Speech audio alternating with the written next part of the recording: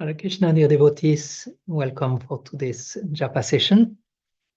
I was inspired today to speak on remembrance and awareness. We had last week a seminar or a retreat on the topic of remembrance, Smaranam, and there's still some thoughts lingering in my mind, and I decided to choose this topic for today.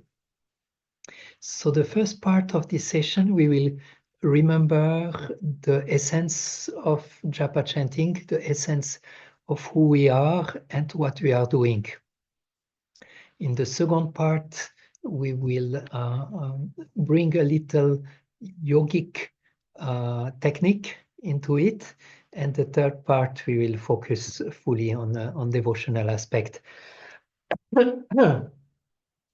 I was working on some of the notes of previous Japa inspiration, and the topic of Buddha Shuddhi is always a very important one coming up as one of the essence for Japa chanting, to remember that we are actually eternal spiritual soul, that we are aloof from the body and the mind, and it is usually very relieving to remember that we are a spiritual soul, that we can let go of all the external world, all our anxieties, all the things that are preoccupying us. And then we meditate that we are a spiritual soul, that we are of the same quality as the Lord. And this is already like a wonderful entry into the Japa chanting. And then the next step is that I'm actually a servant of Radha and Krishna, and right now I'm serving them with my chanting. So who I am and what am I doing now when I'm chanting this japa? We can reflect on how amazing it is that we have the opportunity to directly serve Radha and Krishna right now in our japa chanting.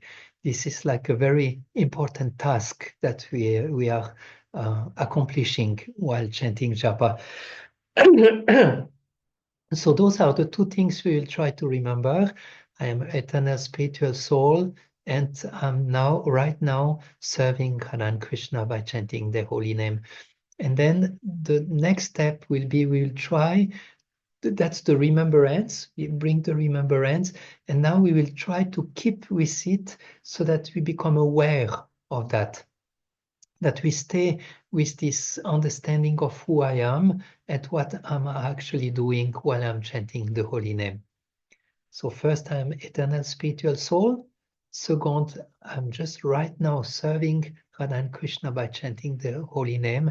And then we stay aware of this and chant the holy name. And just try to keep this awareness as long as possible, that right now we are serving the holy name with our japa chanting.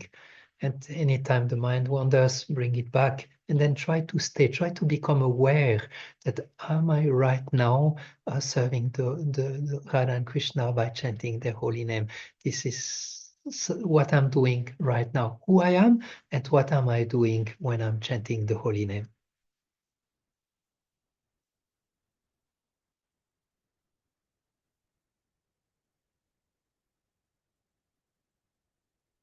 Hare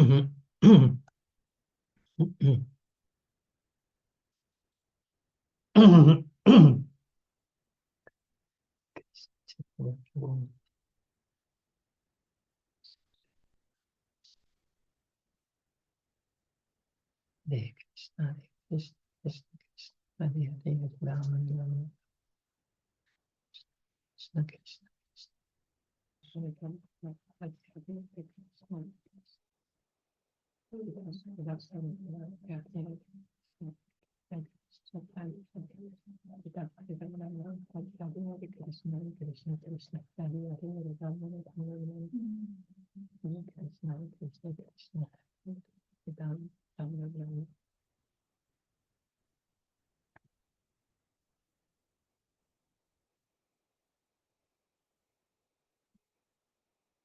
Krishna.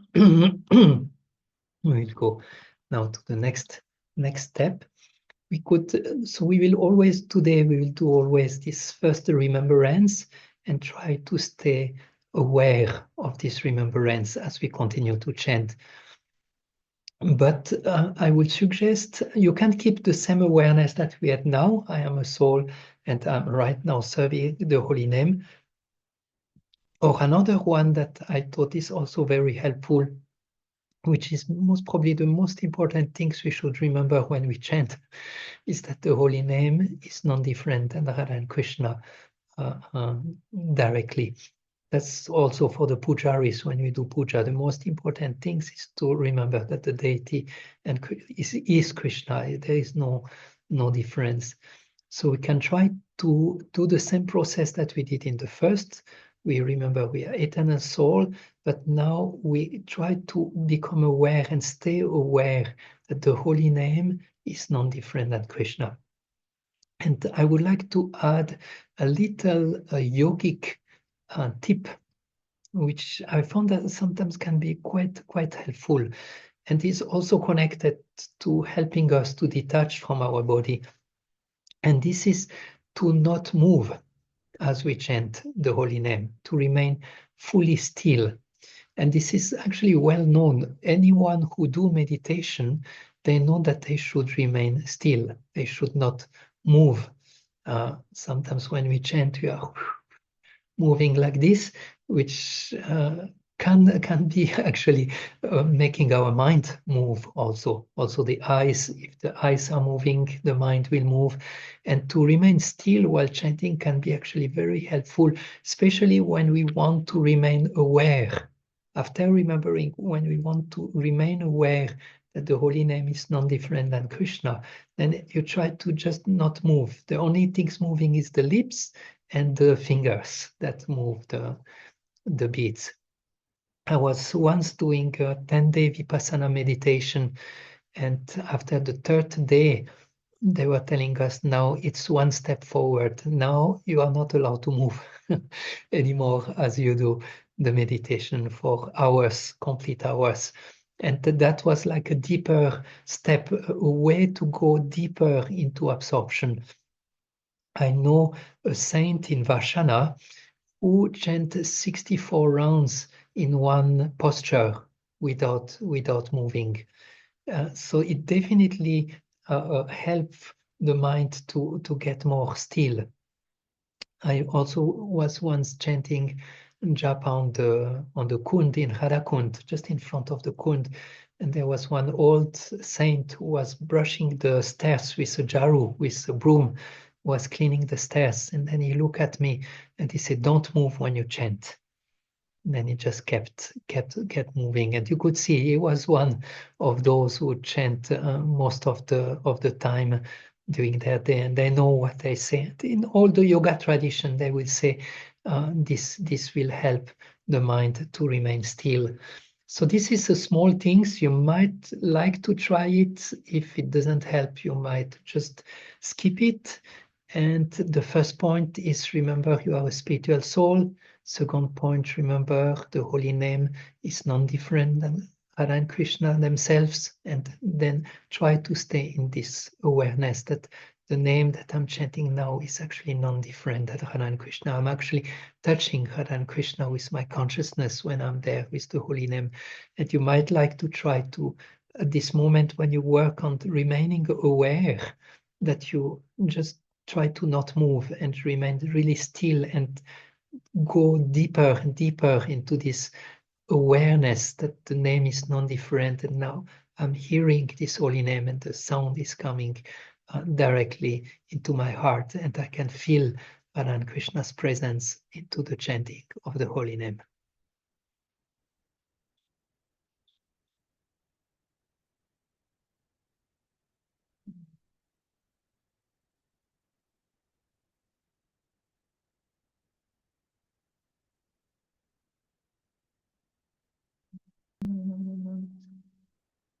Krishna Krishna Hare.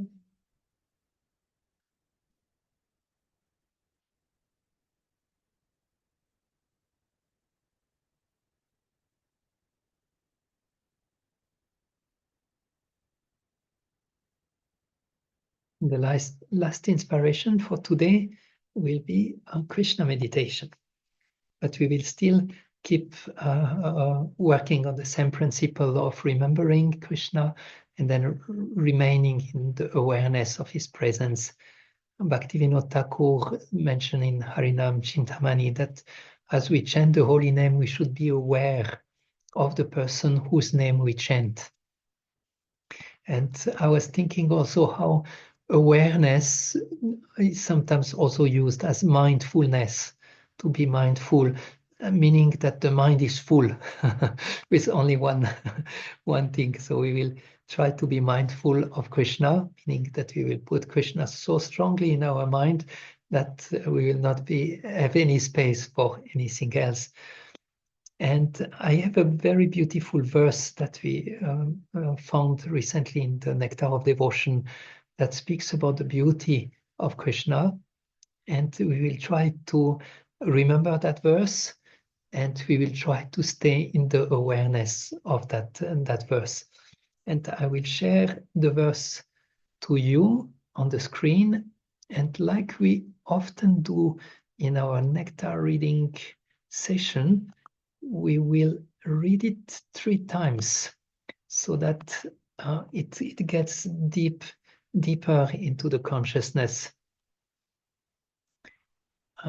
Let me see, maybe Smriti, if you would like to read it. If you can read it 3 times in a slow motion, and we try to memorize as much as possible of the verse so that we can remember it later when we chant. Thank you, Prabhuji. I am eagerly waiting to see that boy of Vrindavana whose beauty is captivating the whole universe, whose eyes are always bounded by black eyebrows and expanded like lotus petals, and who is always eagerly glancing over his devotees, and therefore moving slightly here and there.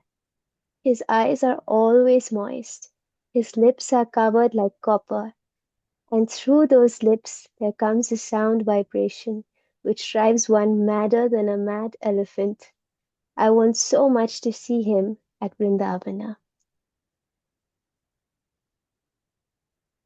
I am eagerly waiting to see that boy of Vrindavana whose beauty is captivating the whole universe, whose eyes are always bounded by black eyebrows and expanded like lotus petals, and who is always eagerly glancing over his devotees and therefore moving slightly here and there.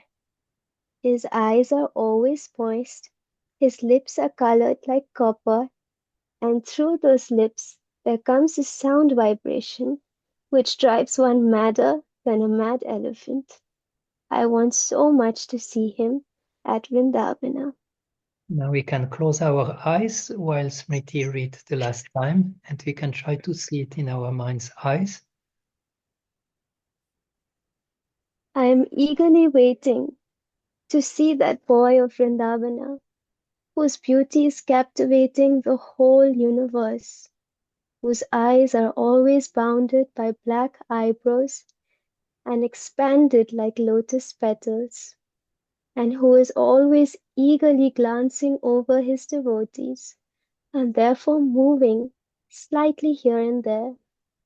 His eyes are always moist, his lips are colored like copper, and through those lips there comes a sound vibration which drives one madder than a mad elephant.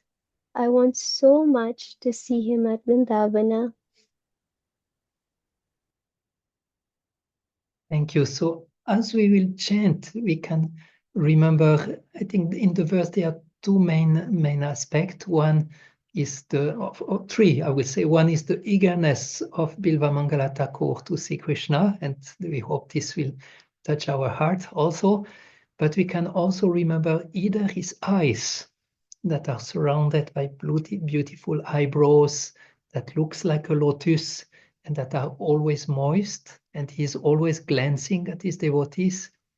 And the other one is his beautiful Cooper-like lips from where he's playing flute, and the sound that come out of this flute is driving one mad of love.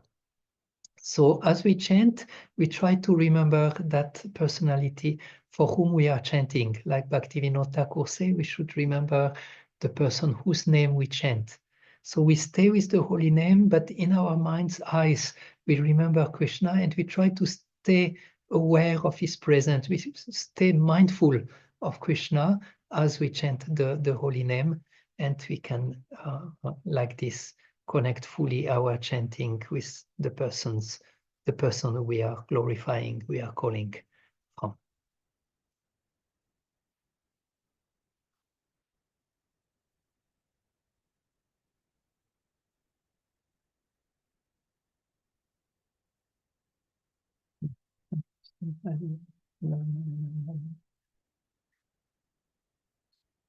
Krishna, Krishna. Krishna Krishna Hari Hari Hari Hari Krishna Krishna Krishna Hari Hari Hare Rama Hare Krishna Krishna Krishna Krishna Hari Hari Rama Rama Hari Hare Krishna Krishna Krishna Rama Rama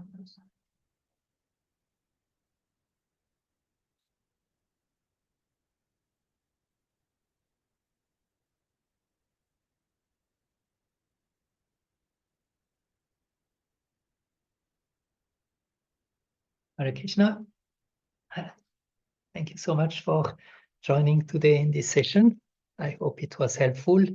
The main practice we were trying is to first work on remembrance.